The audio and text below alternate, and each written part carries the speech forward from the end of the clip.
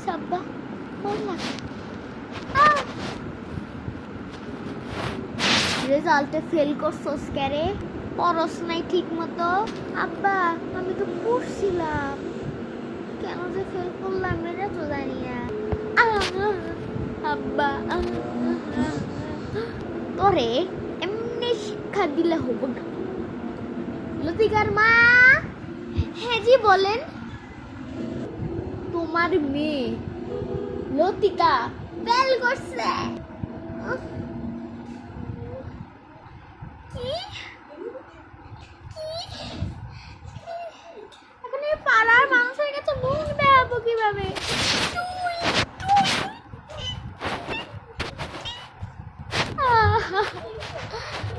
আমি দিদি